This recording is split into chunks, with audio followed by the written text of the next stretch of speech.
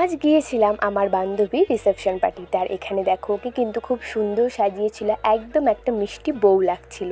তারপরে কিন্তু আমাদের দিয়ে দিল টিফিন খেতে। তো টিফিনে ছিল সন্দেশ, 3 রকম মিষ্টি আর একটা ভুজিয়ার প্যাকেট। তারপরে কিন্তু চলে গিয়েছিলাম স্টলের দিকে, সেখানে গিয়ে খেলাম ফুচকা। কফি ছিল যেটা আমি খাইনি। তারপরে কিন্তু চলে গেলাম একদম মেন কোর্সে। তো মেন কোর্সে ছিল স্যালাড, তার সাথে ছিল আলুর চিপস, সাদা ভাত, মুসুর ডাল। তারপরে কিন্তু দিয়ে দিল আলু পটলের রসা। তো একটু লেবু চিপে নিয়ে আলু পটলের রসাটা দিয়ে খেলাম। দারুণ লাগছিল খেতে, প্রত্যেকটা রান্নাই কিন্তু খুব সুন্দর হয়েছিল। এটা খেতে খেতে তারপরে কিন্তু চলে এলো বাটা মাছের পোস্ত বাটা, আর এটাও কিন্তু খুব সুন্দর হয়েছিল, আর মাছটা একদম ফ্রেশ ছিল।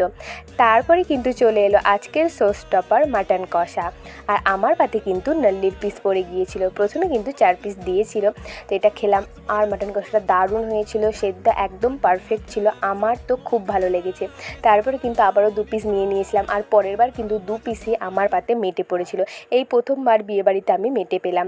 তারপর কিন্তু ছিল চাটনি, দই আর মিষ্টি। তো আজকের জন্য এতটুকুই। ভিডিওটা ভালো লেগে থাকলে চ্যানেলটা সাবস্ক্রাইব